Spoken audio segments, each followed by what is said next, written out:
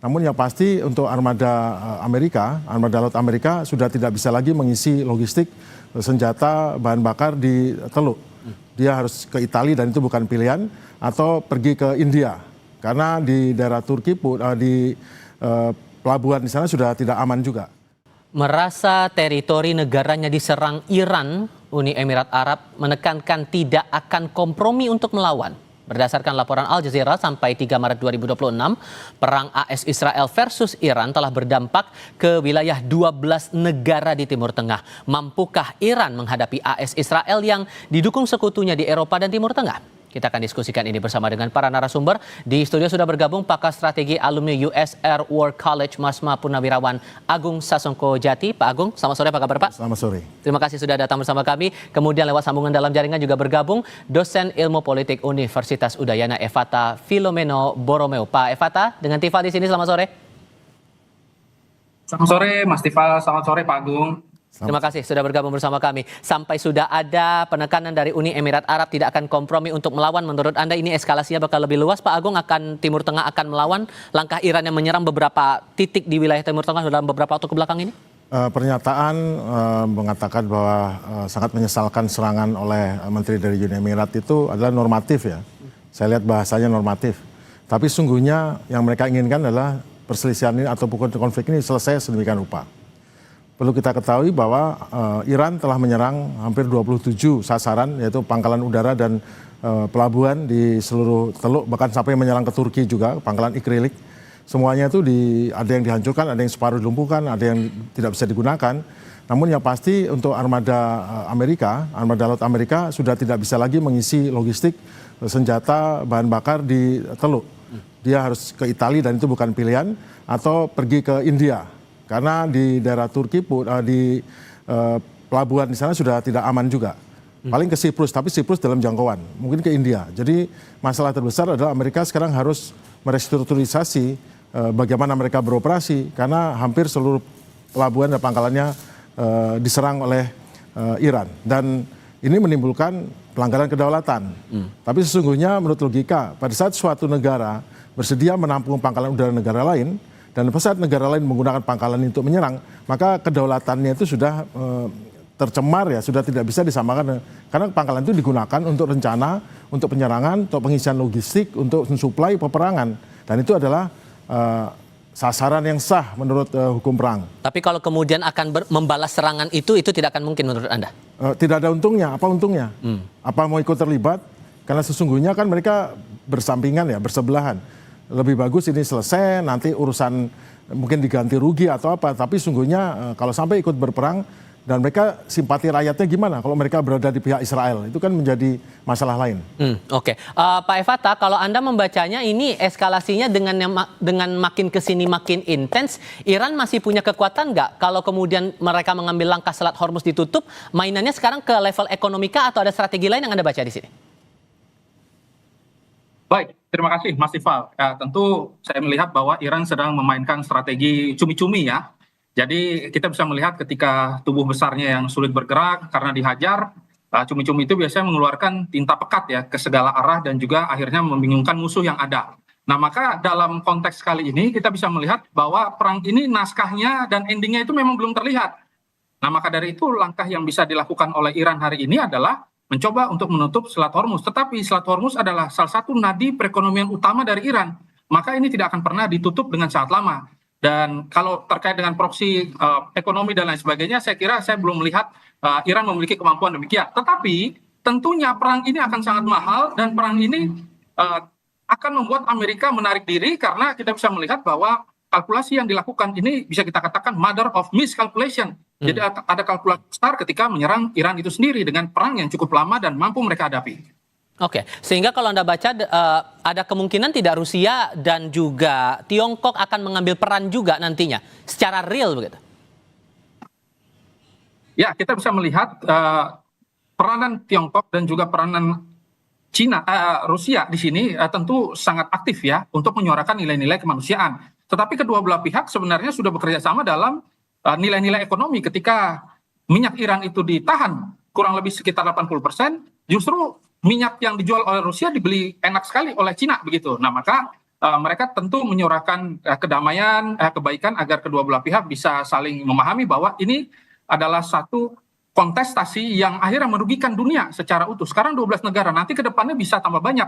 Kita bisa melihat juga Pakistan mulai menunjukkan nilai-nilai bahwa mereka simpati, dan juga ada beberapa negara-negara di Teluk yang akhirnya mulai merasa bahwa wah, ini ada satu permainan yang akhirnya menyebabkan semua pihak merasakan kerugian yang sangat signifikan, baik dari ekonomi dan juga baik secara fisik. Oke, Pak Agung, Ya. kalau kemudian mengutip pernyataan dari Trump bahwa perang ini bakal berlangsung dalam kurun 4-5 minggu, siapa yang diuntungkan, siapa yang dirugikan menurut Anda? Itu pernyataan dari orang yang tidak mengikuti nasihat daripada Kepala Staf Angkatan Perangnya. Kepala Staf Angkatan Perang Amerika menyebutkan bahwa ini jangan dilanjutkan karena kita objektif tidak jelas dan kita sudah pas-pasan ini persenjataan kita, khususnya rudal yang digunakan untuk ini. Namun pada saat penyerangan ini sungguhnya yang mulai itu Israel. Marco Rubio itu Menteri Luar Negeri itu menyatakan sebetulnya yang mulai Israel. Habis itu kita mengambil keputusan untuk ikut. Iya. Nah itu masalahnya berarti keputusan itu adalah keputusan bukan perhitungan militer, itu perhitungan politik atau perhitungan lainnya yang tahu hanya Trump dan geng di dalamnya. Dan itu justru benar seperti dikatakan oleh beliau bahwa ini perang yang tidak akan dimenangkan dengan takluk seperti biasa. Perang ini akan berakhir dengan ada pihak yang akan mundur sendiri. Kenapa? Karena tidak sanggup meneruskan. Jerman Perang Dunia Kedua, Jerman Perang Dunia Pertama, itu mundur bukan karena kalah di pertempuran, tidak pernah dia kalah di pertempuran, karena apa? Logistik. Begitu Amerika masuk ke dalam perang, maka dia kalah secara logistik. Sesungguhnya dalam bahwa taktik itu sekarang levelnya taktik, yang menyerang, menggebom, membunuh itu tactical. Level taktik itu bisa memenangkan pertempuran. Oke. Tapi strategi membentukkan kemenangan perang. Serta merta Iran diuntungkan di sini atau ada strategi lain yang rasanya perlu Ya, ini duel strategi. Jelas Amerika nggak ada strateginya. Dari pernyataan yang disebutkan oleh Trump dan menteri-menterinya, begitu ada pertanyaan ini habis ini bagaimana? Oh nanti bagaimana? Yang jelas kita sudah menihilkan kemampuan Iran untuk melakukan serangan, menihilkan kemampuannya mendukung terorisme. Setelah strategi apa? Malah marah itu. Menteri perang itu, si Hegseth itu malah marah. Artinya nggak punya, orang Amerika bilang dia nggak punya strategi. Nah kalau nggak punya strategi, betul jago. Tentara Amerika itu jago. Saya sekolah di sana, 2 kali sekolah di sana, itu jago, pinter, alatnya hebat. Tetapi masalahnya sebelum ini mereka terlibat menyuplai ke Ukraina. Hampir mungkin separuh senjataan dikirim Ukraina. Sekarang Tomahawk-nya, rudal Tomahawk sudah hampir habis yang digunakan untuk menyerang. Kemudian segala bom pintar, segala itu sudah depleted. Tapi yang paling penting sekarang rudal Hanut. Kalau mereka bisa menyerang Iran, pertanyaan berapa lama mereka bisa bertahan? Mampu menyerang selama 2 minggu, 3 minggu. Tapi mampukah dia bertahan lewat dari minggu ini? Apakah cukup rudalnya? Sekarang negara Teluk sudah menjerit pada Amerika, tolong berikan kami rudal tambahan untuk Hanut. Amerika jawabannya, mohon maaf saya tidak bisa berikan, saya akan berikan ke Israel. Sakit hati nggak itu? Negara-negara Teluk yang mempercayakan keselamatannya pada Amerika. Oke, Pak Efata, nyampe nggak nih 4-5 minggu seperti yang dinyatakan Trump itu perang bakal terjadi? Ya, faktor utamanya memang Amerika ini paling jago untuk melakukan strategi gunting dan juga lem ya.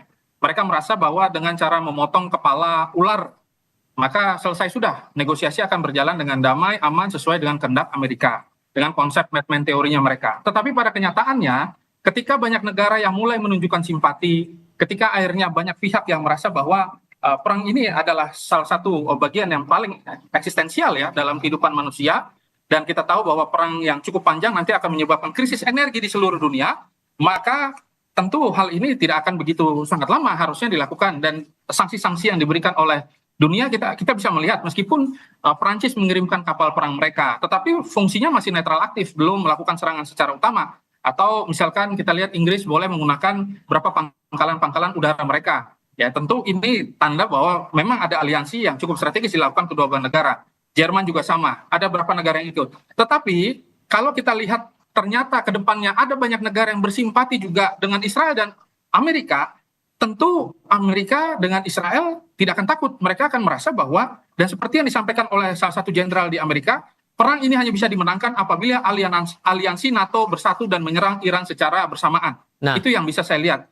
Kalau mungkin, kemudian konteks akan sangat imbas kesulitan dalam- eskalasinya, sorry saya potong Mas. Kalau kemudian kita lihat eskalasinya sudah sejauh ini dan efeknya global, adakah sesungguhnya Mas negara yang setara dengan AS dan Israel untuk bisa jadi penengah di tengah konflik ini, Pak Fatah? Ya, untuk menjadi penengah kita mungkin menggunakan pendekatan historis. Kita bisa melihat Yaman dalam diplomasi tidak langsung yang sudah terjadi berkali-kali dan netralitas mereka yang sangat teruji. Kita juga bisa melihat ada beberapa negara yang berpotensi besar seperti Qatar juga ya. Dan kita juga bisa melihat bahwa posisi Indonesia yang menyampaikan bahwa mereka mampu melakukan koordinasi dan memanfaatkan momen ya dari kedua belah pihak untuk menghentikan perang. Tetapi kalau secara militer yang bisa menghentikan perang dan mengintervensi yaitu Rusia, Cina, dan mungkin Korea Utara nanti yang sebagai kartu liar yang tiba-tiba saja ikut dalam diplomasi ataupun situasi konflik yang terjadi di Iran. Demikian. Oke, kalau kans Indonesia, karena Pak Prabowo juga sudah menyatakan, pemerintah sudah menyatakan siap untuk jadi mediator kalau kemudian itu dibutuhkan. Kansnya gimana menurut Anda kalau jadi Indonesia mediator? kansnya ya lumayan lah. Cuman masalahnya kan kita bukan pemain di konflik besar ya. Terus masuk ke dalam ini tentu kita harus mempunyai pengalaman dan saya tidak menganggap remeh kita bisa ya. Namun sesungguhnya menurut saya yang paling berpotensi untuk ini karena sesungguhnya kan ini sebetulnya adalah proxy war nih. Pihak Amerika langsung terjun berhadapan dengan Iran dan Iran merupakan proksinya Cina dan Rusia sebetulnya. Rusia memberikan teknologi dan ini kemudian khususnya untuk rudal hipersonik yang hebat sekali nih yang top ini sama lain dan kemudian Cina untuk spare part. Teman yang paling tepat adalah India. India kemarin datang ke Israel menyatakan saya di belakang Israel. Tapi sesungguhnya India itu apa? India itu adalah partner daripada Iran. Mereka itu satu budaya, mereka sama-sama basics daripadanya Sanskrit. Mereka di sepanjang itu India lah bagian daripada kekaisaran Persia sebetulnya. Jadi hubungan dekat itu sebetulnya dekat sekali. Dari segi kulturnya udah Dari dapat. segi kultur budaya dekat. Jadi yang paling cocok itu India. Kalau Cina Rusia jelas mereka pemain, mereka di belakang layar Iran dan sebagainya. Sama seperti Rusia berhadapan sama Ukraina di belakangnya itu NATO dan Amerika. Sekarang posisinya seperti itu. Baik. Cuman India adalah yang paling memenuhi syarat saat ini. Oke, Pak Agung Sasongko-Jati, terima kasih sudah datang di studio. Pak Fatah, terima kasih juga sudah bergabung lewat sambungan dalam jaringan bersama kami kali ini. Sehat selalu semuanya. Selamat sore. Terima kasih. Terima kasih. Pak Agus.